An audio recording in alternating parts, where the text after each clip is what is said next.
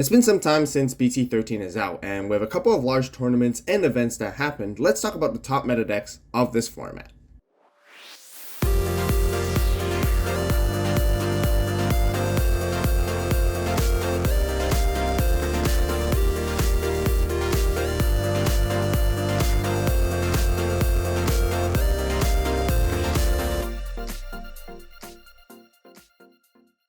Digimon fans, welcome back, and today we'll be talking about the top meta decks for the BT13 format. I gotta say, this is one of the most diverse formats I've ever seen for Digimon, as there are a ton of amazing decks and a variety to choose from when it comes to competitive play. Keep in mind that there is no particular order on how these decks are ranked. These are based on some of my own personal opinions with some results and statistics from our most recent larger events that happened.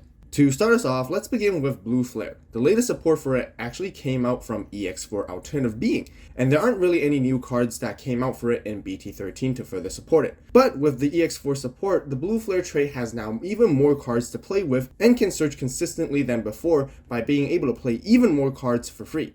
The deck is considered to be one of the fastest and most aggro type based decks, as its main purpose is to make as many attacks as possible in the shortest amount of time. The Blue Flare WarGreymon is the main boss Digimon card of the deck, which can act as an explosive damage source that accelerates your win condition.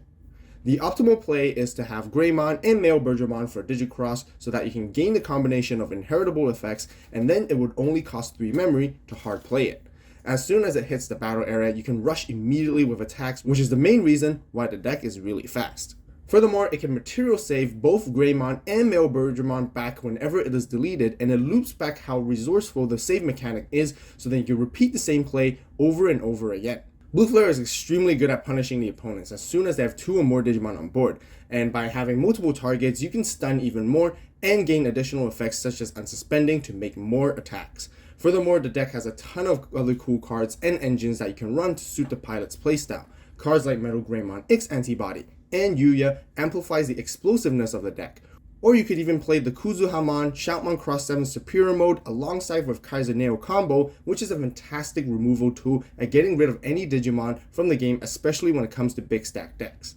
Overall, the deck can finish games in a very short amount of time, and that's without a doubt one of the fastest decks of the format, making it a very high tier competitive deck.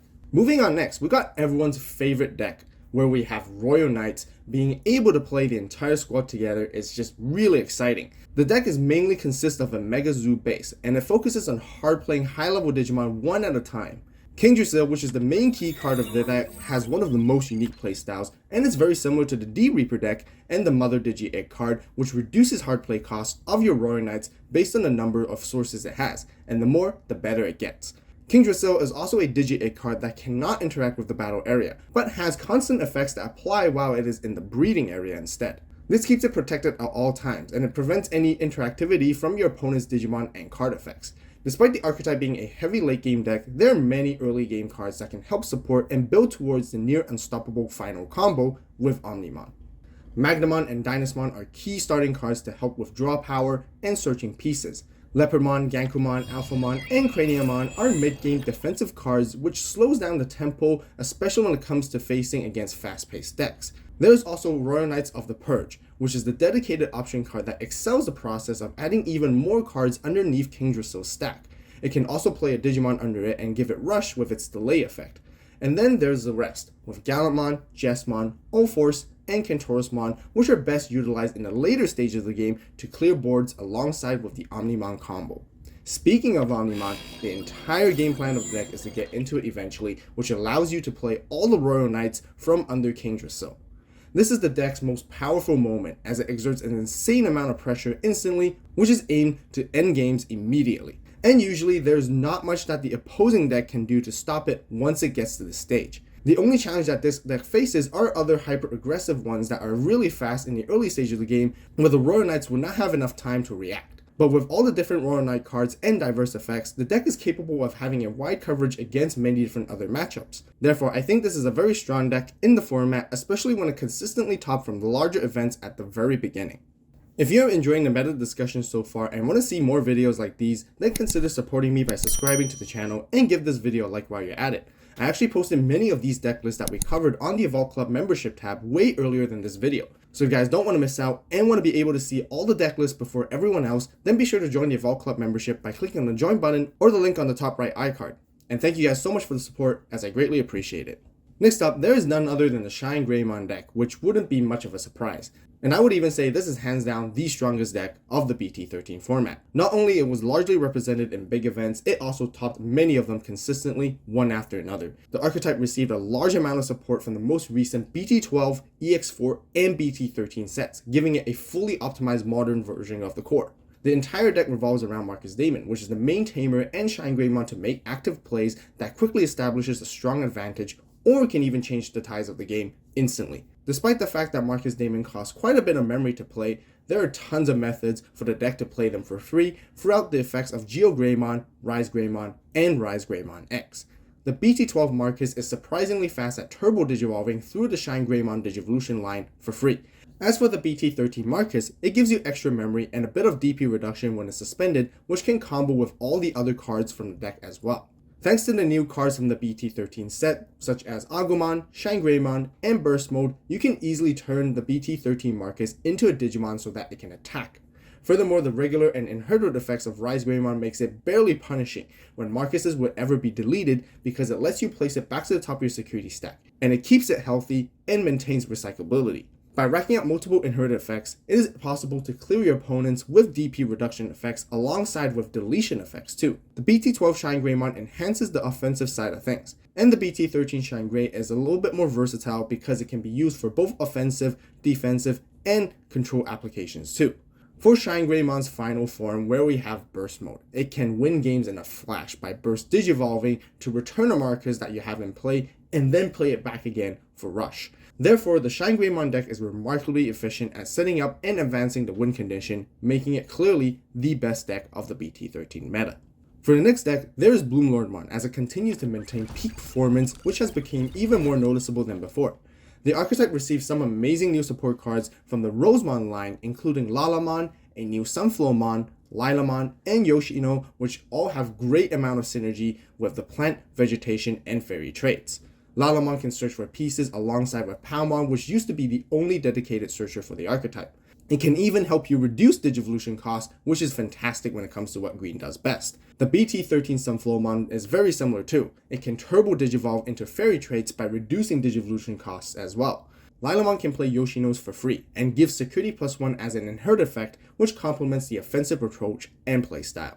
Yoshino is the perfect memory tamer as a deck needed because it helps further speed up the Digivolution process once again, as it can gain your memory back while you're building your stack as long as you're digivolving into plant, vegetation, or fairy traits. Not to mention, players can even opt into playing the Rosemon and Burst Mode package, which further empowers the offensive side of things other than the traditional control side with Hydramon and Quartzmon. And overall, it just comes down to personal preference and juggling between which package you really prefer.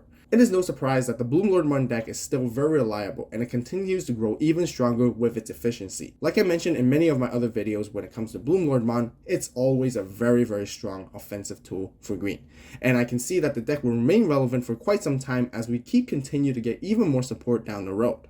Another deck that has stuck around since BT12 is also the Hunters deck. Despite not receiving any new support, this deck maintains a reliable strategy, ensuring consistent performance across tournaments. With the unchanged style of play, it continues to utilize multiple tamers to effectively reduce Digivolution costs, and it sets up for very impactful combos. Much like Blue Flare's save mechanic, the Hunters deck excels at resource management, which carries over to one after another. Arresterdраmon's removal effect remains to be one of the most outstanding ways to tuck away your opponent's Digimon, and is very good against any deck, and I would even note that effect is one of the best removal tools in the game. Omni Shoutmon and Quartzmon can control the board even further through different means.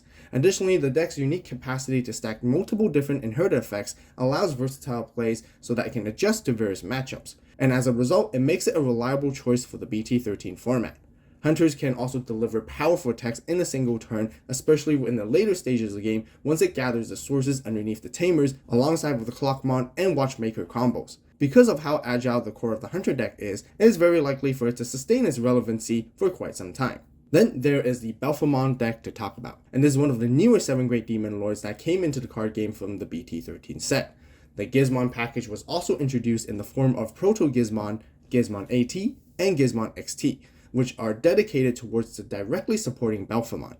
Belphemon has a unique approach of switching between its sleep mode and rage mode. Sleep mode is basically immune to any opponent's card effects and can stop attacks, but itself cannot attack either, and this is where it creates its own absolute defense mechanic. As for rage mode, it can destroy everything in its way with its main effect, gaining DP and security attack +1 being the deck's dominant offensive strategy. There are two main methods to get into Belphemon. One of them is by hard playing or digivolving into Astamon, and the other is by hard playing Belphemon directly with the aid of Akihiro and Gizmons to reduce the play cost for it. Speaking of Akihiro, it is the dedicated tamer of the deck that provides draw power at the end of the opponent's turns and can even delete your opponent's level 6 Digimon by tucking it underneath a Belphemon afterwards. The Gizmon package is capable of cycling each other continuously, which helps dig through pieces with additional draw powers and trash effects, but the most important thing is that it helps you maintain the magic number of having 6 or fewer cards in your hand. It can also afloat very well, ensuring that there's always a body on the board for combos later on. Belphemon also offers an opportunity for the players to interact with the opponent's turn alongside with Astamon, so it can disrupt their plays by preventing them from attacking once per turn, and play specific Digimon back from the trash to counter them. In general, the deck has substantial effects that are difficult for most other decks to deal with, and it also has a steady burst damage combo as its main win condition. Lastly, this deck is surprisingly budget friendly, and I would highly recommend it for those who are looking to play competitively without having the need to spend too much as well. And then for the final deck of this video, we have the WarGreymon and BlackWarGreymon tribal decks. With so much new constant support for WarGreymon and BlackWarGreymon line, it is no surprise that both these archetypes continue to stay relevant for a very long time. There are tons of different effects and tools that the deck can control the board and take down any Digimon that is blocking its way. It can easily switch gears between offensive and defensive strategies at the same time. Not only that, it has excellent protection against deletion, returning to hand, and bottom decking effects, while building up towards a powerful stack which has a very strong Digimon on the board with lots of DP. It is very effective at slowing down fast-paced decks, and further becomes stronger the longer the game goes. WarGreymon can establish a large amount of momentum in one single turn, and BlackWarGreymon can remove tamers, which is detrimental to many other top tier decks which we talked about earlier, such as Blue Flare, ShineGrey, and Hunters being very good examples. Hades Force is still one of the best removal cards in the game due to its versatility of being able to delete multiple cards or a single stack on the board. It is possible to spice up the builds even more thanks to the early release of the WarGreymon Ace card from the upcoming starter deck 15, Dragon of Courage. With so many different approaches towards building the Greymon tribal deck, it allows players to choose different playstyles based on their personal preferences. If you guys want to see in-depth guides and how to build and play each deck that I covered in this video, then be sure to check out all the individual videos that I made for them. I will leave links in the description box down below. That'll wrap up for the top 7 meta decks of the BT13 format discussion for today. If you guys enjoyed the video and found it helpful, please give it a like. What other decks do you guys think that are also considered to be top tier of this format? Be sure to share your thoughts with everyone in the comments down below. I will also be talking about the best decks of the BT13 Ultimate Cup Modified Rules format soon as well. So definitely subscribe and turn on that notification bell to stay tuned. As always, thank you so much for watching. You guys have a great day, great night, wherever you are. See you next video, and this is AVAULT, signing out.